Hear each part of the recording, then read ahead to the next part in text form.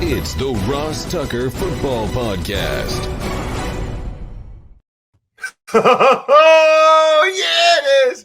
But it's not just any Ross Tucker Football Podcast. It is a Wisdom Wednesday with my guy, Kyle Shanahan, one of my favorite players in the entire National Football League, the 5-time Pro Bowl fullback with the San Francisco 49ers, will join me momentarily. And he's a fellow Ivy Leaguer. We'll get into that, I'm sure. Absolutely love Kyle. Absolutely love all of you, especially those of you that spread the word via social media, either at Ross Tucker NFL or at Ross Tucker Pod. Just engage in any way. It is much appreciated. Those of you that take advantage of any of our sponsors for any reason, but especially those of you that want to get into the best ball, we're announcing that later today on Wednesday. We will announce the final 3 participants in the July Best Ball Draft on the Fantasy Feast podcast with me and Joe Dolan. Make sure you get your submissions in now. Take advantage of any sponsor we have. Today I'm telling you about Manly Bands. Check out my Manly Band on my wedding finger right there. Boom, my ring finger. That's the way to do it. Love those sponsors. Love the YouTube shout out, youtube.com/Ross Tucker NFL. All you have to do is subscribe. It's free. And then make any comment. If I see the comment, you get a great chance to get a cameo style shout out. People pay for cameos. I'll give you one for free just for subscribing and commenting and saying, I love the video. I love Juszczyk. He's a stud. There's a lot going on, by the way, with Melvin Ingram and Cam Akers and NFL Network and Peyton Manning. We'll get into all of that. But first, it's Kyle Shanahan. It's Big Show time. The Big Show. As promised, so happy to be joined today by the best fullback in the NFL. Now, there was a time when I said that when he was kind of the only fullback in the NFL, but now there are others. I think he goes to the Pro Bowl and is all-pro every year, and deservingly so. From the 49ers, of course, and a Harvard grad, and he's wearing the T-shirt to try to rub it in. Kyle Juszczyk. Kyle, what's up, buddy? Ross, what's going on, man? An honor to be here.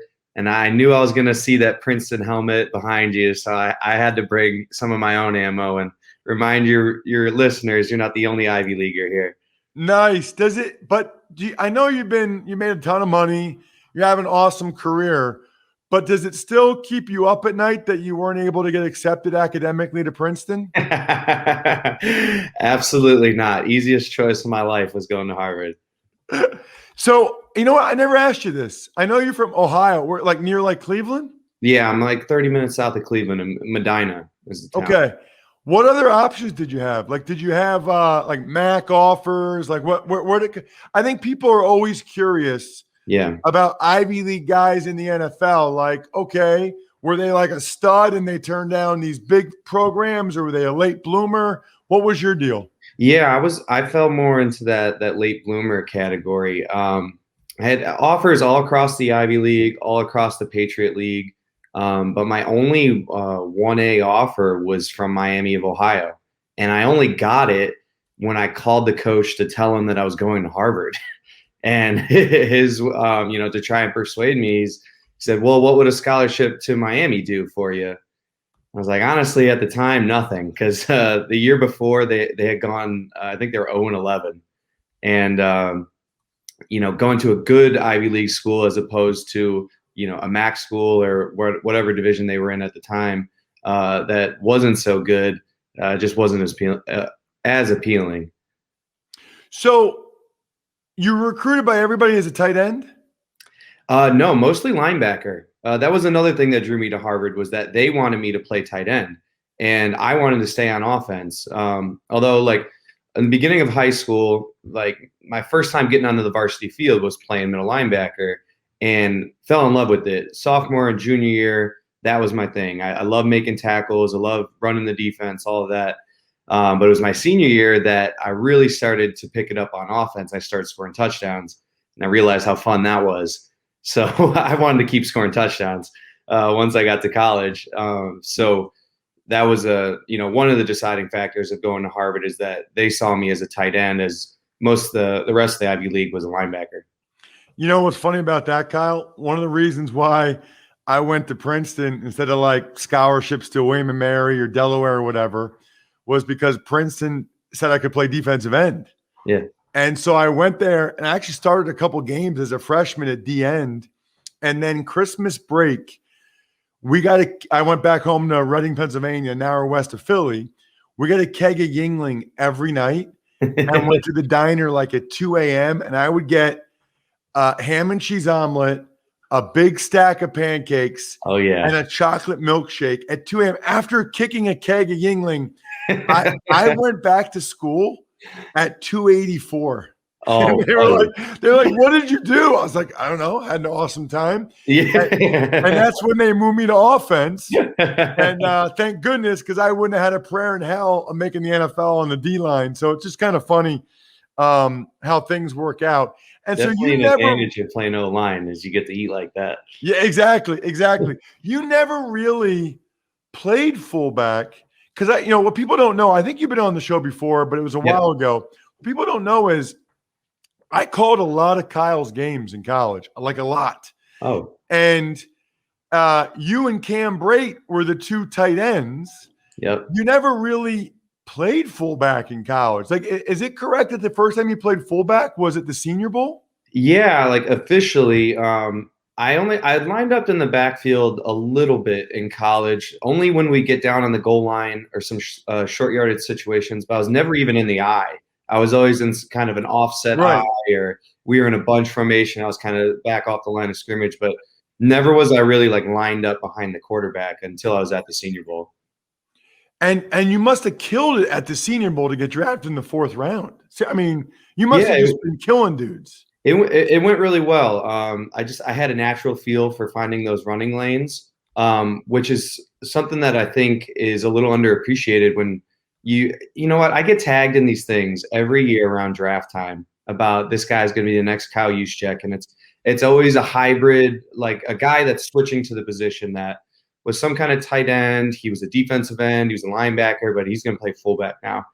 And I don't think people realize how tough that transition is to naturally finding those running lanes. And luckily enough, that was something that came naturally to me, was being able to do that. So I always just kind of get a chuckle at all these guys that are going to make that easy transition to fullback, and it's going to be so simple. Meanwhile, I know exactly what it takes. It's a really good point, because any guy that's like maybe they're like 6'1", 240, but they're not quite fast enough to play linebacker or whatever. It's always like, oh, just move him to fullback. Just move him. Yeah. It's like if you get a body type and the guy's not afraid to hit people, they think you can just move him to fullback, but it's a lot more mental.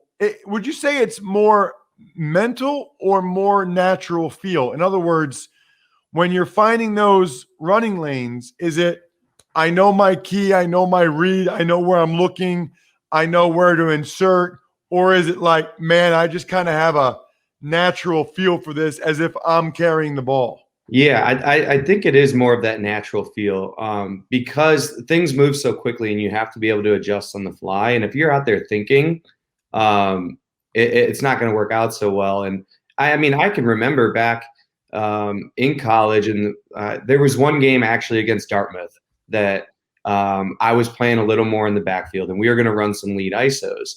And I remember struggling that first week in practice because pre-snap, I'd see there's a 3 technique. A gap is open. So I'm like, okay, easy. You insert in the A gap. That's, no problem. I thought about it. All of a sudden the ball gets snapped and that 3 technique spikes inside. And now that A gap's closed and you got to make that adjustment on the fly.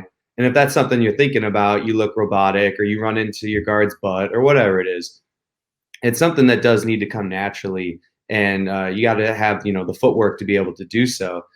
But going back to what you said of, that you see someone who's 6'1", 240, not quite fast enough to be a linebacker, or not quite tall enough to be a tight end, and we're going to throw him at fullback. And it definitely, like, it rubs me a certain way sometimes, just because, you'll see the stats of some of these guys. Oh, he caught 12 passes his senior year, or, he had like 30 tackles on defense, where people don't realize, like, I mean, yes, I know I didn't go to Ohio State or Alabama, but, I caught 52 passes in 10 games my senior year. And I really was the leading receiver on the team. I wasn't just some, meathead that wasn't fast enough to play another position or not tall enough to block in line. I was actually one of the top players on my team. I wasn't just some guy that they're trying to find a spot for. So I always get a good kick out of that around draft season every year. It's a really good point on multiple levels. So first of all, you were Harvard's best player. I mean, you were an awesome, awesome player, really fun to watch. You blocked way better than Cam ever did. Make sure you tell him that every time you see him. But you got after people as a blocker, and they threw the ball to you all the time, and you were a stud. And the thing I tell people is, like, do you have any idea how good you have to be to get drafted in the 4th round out of the Ivy League? Right. Like, it just doesn't happen. I mean, it just doesn't. If you're a really good Ivy prospect, really good, you're going 6th, 7th round. Like, you're not, like, 4th round is crazy. And, I think you do a good job of not letting it bother you. But, like, dude, you're the best at what you do in the world. Like, how many, I could look it up, but how many all pros or Pro Bowls have you made now? It's like five Pro Bowls. But that, it really wasn't until later in my career, and maybe just in the past few years, that I really got that appreciation of what you're talking about, of getting drafted in the 4th round. When it happened, I mean, I never really thought I was going to be a guy that would get drafted. But then after going through the Senior Bowl and, getting that hype, and now I have an agent and he's telling me what rounds I'm going, now I have expectations. And I was told somewhere in that 4th to 6th. So, okay, the expectation has been set there now. So when it happened, obviously I'm appreciative of it and everything, but, like, that's kind of now what I expected. But then it wasn't until years after, and I see guys that follow in my footsteps, and I see each. Sorry, my dog likes to hop in on these Zoom meetings. No, not right now. It wasn't until later that I got, like, a full appreciation of, like, wow, what it takes to get drafted in the 4th round. And that isn't something that Ivy Leaguers do. Maybe it's once every 10 years or something. So I definitely have a greater appreciation of it now. We're 10 minutes into the interview, and I have not asked you a question about the 49ers quarterback position. We're doing good. Do I get an award? Like, do I win something for that? In all sincerity, though, what I like to do is tell the listeners, like, what it's really like as a player, right? Like, I know it's coming, but you've been asked it so many times. Like, how annoying is it, like, when a question's coming and you have this, like, stock answer that you give, but you've been around long enough, I guess you just kind of know the way it is, right? Yeah, no, I definitely, it's been the question all off season. And honestly, it's been the question the whole time I've been a Niner, just because there's, we haven't had a ton of stability at the quarterback position, outside of the 1 year where we went to the Super Bowl and Jimmy was healthy the entire year. There's always been speculations and questions and all that. So I'm well versed and trained. Whatever you got for me, I'm ready to answer. It's interesting because for the most part, you and I were in different situations. I was usually always battling for either a starting job or for a roster spot. And people would ask me about the quarterback situation, like in Dallas, right? And I really didn't care. Like, I just wanted to make the team or start. Like, they're going to pick the guy they're going to pick, and he's going to play. And I really don't care. Like, I got to be out there, like, doing my job. I think you're in a little bit different situation. You're not like competing for a job. You're going to be the starter.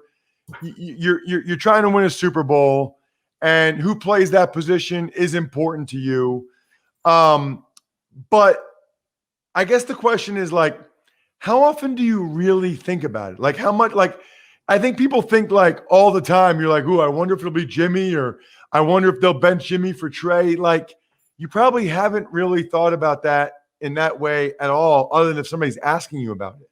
Yeah, no, that's a good point, and something that I didn't really think about till you brought that up. I really don't think about it until I'm asked about it, because even as a solidified starter and a guy that's really, I'm not too worried about making the roster.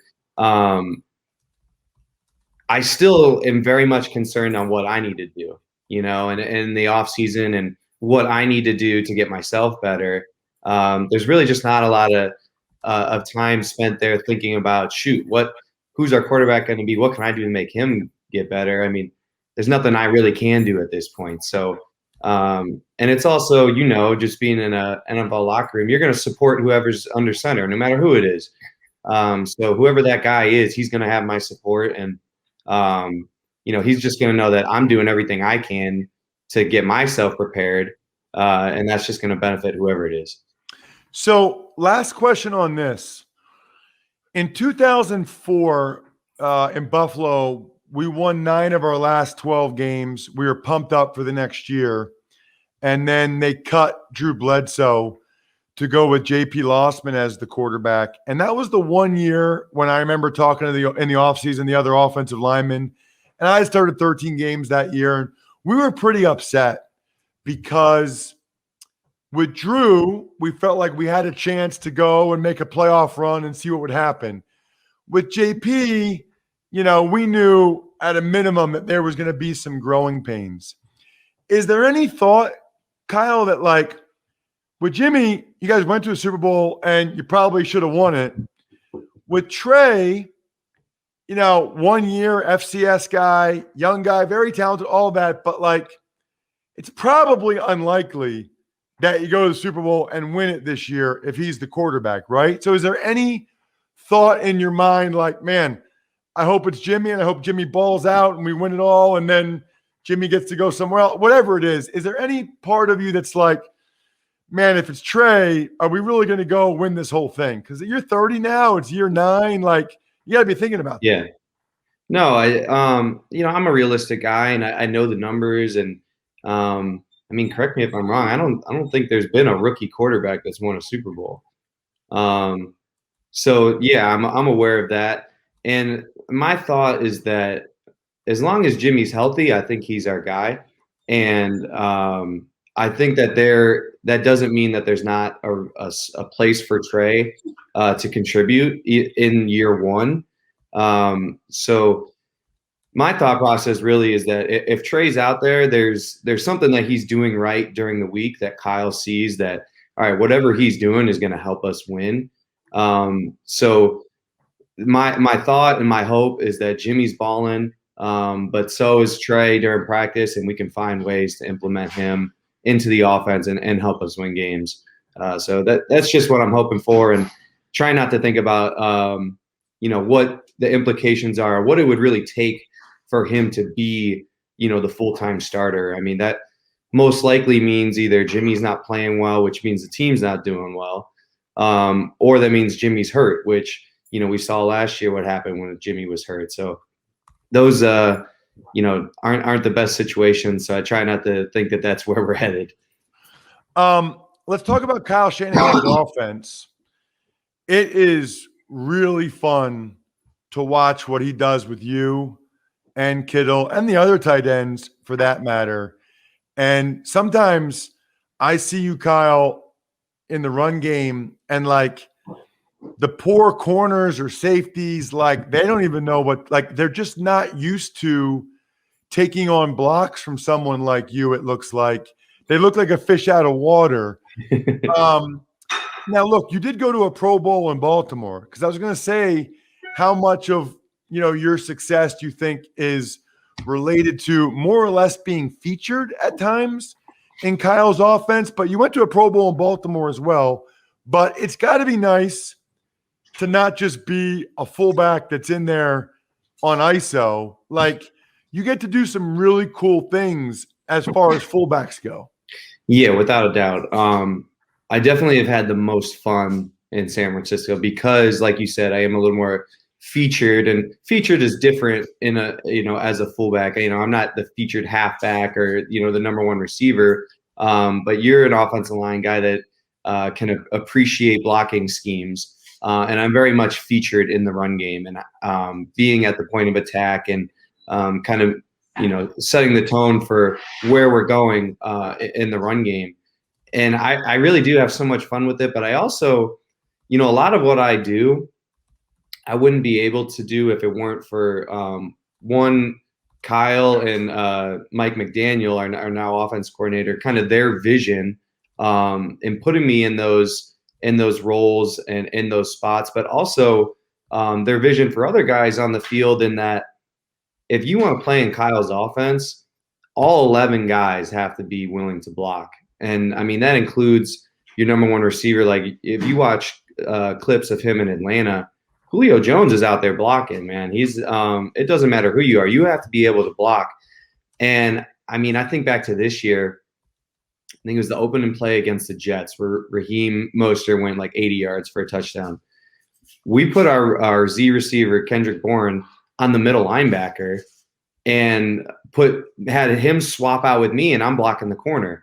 So, you in the play, you see me at the point of the attack blocking the corner, but the only way you can do that is somebody takes my spot and can block that inside linebacker. And so Kyle and Mike McDaniel, they just do such a good job of being able to put myself and all the other guys in positions that they can be successful and know, okay, this receiver, yeah, we can trust him to block an inside linebacker or crack down on a defensive end or, any of those kind of things. So they just do a really good job of putting everybody in those good positions.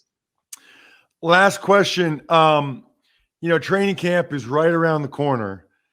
This time of year, what sort of your routine or your mentality? Personally, I think the last couple weeks before camp, unless there was like a conditioning test, I was doing like O-line specific drills like twice a day. I mean, I was really trying to get my body in every position that I would be in for camp.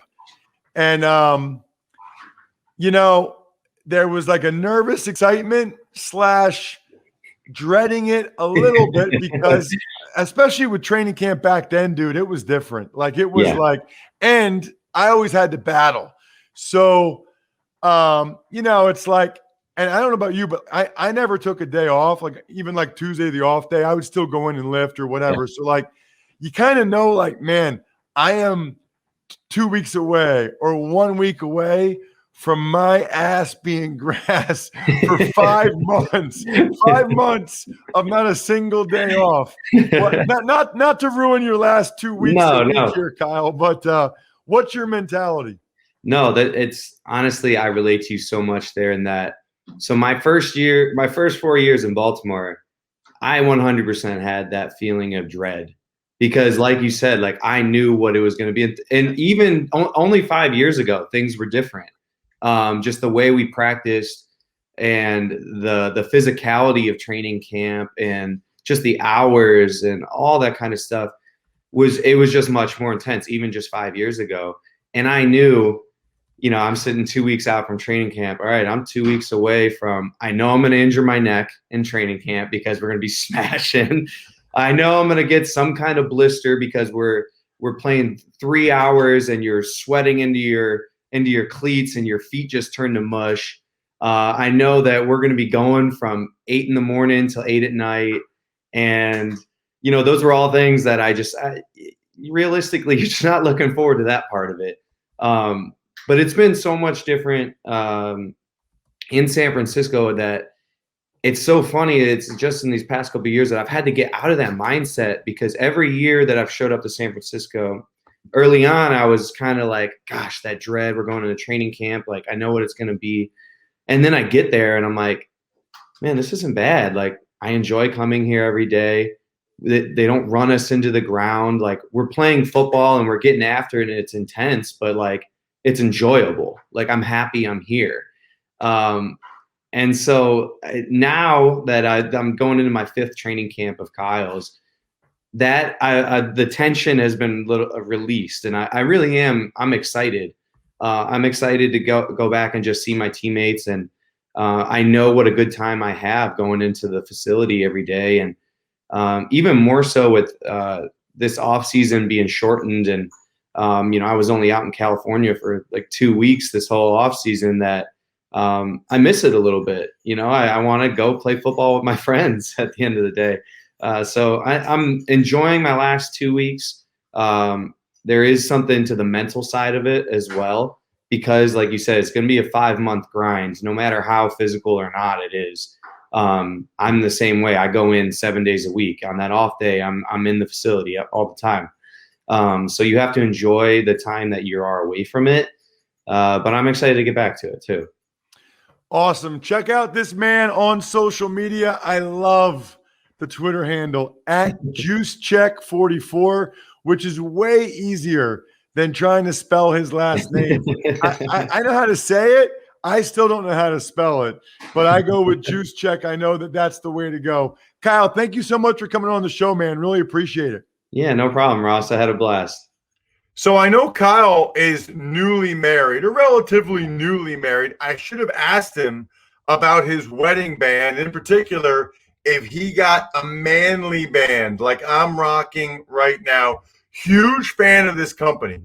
If you are one of those guys out there that's engaged, you need a wedding band, or you might be getting engaged soon, Manly Band is where it's at. And for me and Bri, what we like about it is it's nice to get a second one. It's nice to have a change up so that your regular wedding band can either be just for special occasions, or if it's beat up like mine is, the Manly Band can be for special occasions. Absolutely love it. They've got so many different things that you can choose from: gold, wood, antler, steel, dinosaur bone, and even the meteorites that killed them. So many cool different types of materials to buy the band from. You can even get curated collections like the Jack Daniel's Whiskey Barrel collection, which is amazing. Once you've selected your band, by the way, Manly Band offers free shipping worldwide, a 30-day exchange policy, and a free warranty. To order your Manly Band and get 21% off, very specific, plus a free silicone ring, go to manlybands.com/Ross. That's manlybands.com/Ross for 21% off. Manly Bands, the best darn rings, period. Tuck's Takes. Big couple of days in the National Football League. The biggest news being the Pittsburgh Steelers signing pass rusher Melvin Ingram, and the LA Rams losing star running back Cam Akers for the season due to a torn Achilles. Well, the Melvin Ingram signing is not great for our guy Cassius Marsh, who was on the show a few weeks ago, the trading card collector. He's got that business. He's a good special teamer. I think he is probably, in some people's mind, better suited as a fourth edge rusher. The Steelers wanted to make sure they had a third that was legit, especially after losing Bud Dupree. Melvin Ingram opposite, TJ Watt, he must be thrilled. Now, Alonzo Highsmith's a good player, but I think Melvin Ingram thought, I'm going to go 1 year. Let me go opposite TJ Watt. He'll get all the attention. I'll put up big numbers and get another bite at the apple, plus going on a good team. And then as for Cam Akers, just awful. Awful. I was tweeting about this today at Ross Tucker NFL. The Rams don't have to pay him. My guess is they will. It's less than $1 million. Second year, minimum salary for the most part. Plus, he's part of their future and in their future plans. But a tough blow this year because he was going to be a big part of Matthew Stafford's offense there in LA. Tuck's Takes. On the broadcasting front, the NFL Network is going to air 23 preseason games live, and ESPN also announced a new Monday Night Football megacast, 10 games featuring both Peyton and Eli Manning.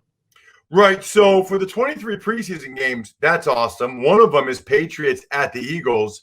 I'll be broadcasting. I don't know if anybody sees this, let me know. I don't know if they're taking the home feed or the away feed or a combo of both. But I'm very curious. Hopefully it's the home feed because that's an Eagles home game. And hopefully all of you can check me out calling Eagles Patriots in week 2 of the preseason. That would be sweet. And then as for the Monday Night Football megacast, that should be interesting. It's like Peyton and Eli Manning. It's almost like they're just watching the game from their houses, having fun. They'll bring on guests, etc. That sounds very interesting. I don't think I'd be thrilled about that if I was Brian Greasy or Louis Riddick, because probably going to take a decent amount of viewers away from the standard traditional Monday Night Football broadcast. Tuck's Takes. Couple more items to discuss today. Wide receiver Ted Ginn retiring after 14 years in the NFL, and Raiders team president Mark Bedane resigned after 30 years with that organization. So Ted Ginn, isn't that interesting, Bri? Like his first couple years, people talked about Ted like he was a big-time bust. Oh, my gosh, they took him with a top 10 pick. That guy played 14 years in the NFL as a receiver.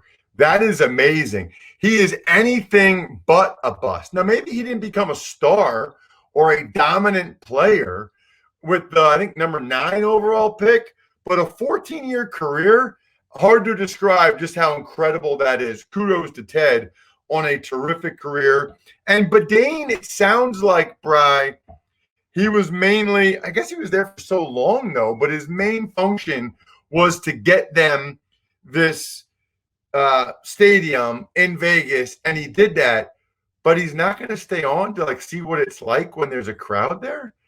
Something's weird there to me. That's bizarre. He's been with them forever. He gets in the stadium in Vegas. This is the first year they're actually going to be having people there. He didn't want to like stay for 5 more months and enjoy what he built. I feel like there's more than meets the eye to that one a little bit. Last chance, by the way, for best ball. Get a Manly band, get some Crocs, get a Warby Parker, whatever, just home try-on kit. Just get in here. By the way, Greg Cosell on Friday's show is going over exactly how he goes about breaking down video, whether it's college prospects or NFL teams. I cannot wait. I don't know if he's ever given this before. These are the answers to his test. It'll be epic. Get excited for that. Get excited for tomorrow's Fantasy Feast, or really today's Fantasy Feast. We're recording this Tuesday night, but today's Fantasy Feast, because Joe Dolan and Dave Richard from CBS Sports, he's a stud. Shout outs to Pizza Boy Brewing, Sporticulture, Vision Comics with an X, HumanHeadNYC.com. I think we're done here. Thanks for listening to the Ross Tucker Football Podcast. Make sure to also subscribe to the Fantasy Feast, Even Money, Business of Sports, and College Draft. All available at Apple Podcasts, rosstucker.com, or wherever podcasts can be found. A lot of times on the show, I mentioned DraftKings. Here's what you need to know. You got to be 21 or older, New Jersey, Indiana, or Pennsylvania only. New customers only. Restrictions apply. See DraftKings.com/sportsbook for details. Gambling problem, call 1-800-GAMBLER, or in Indiana, 1-800-9-WITH-IT. By the way, if what I was talking about included a deposit bonus, doesn't always, sometimes it does. Deposit bonus requires 25 times playthrough, and deposit bonuses are paid out in site credit.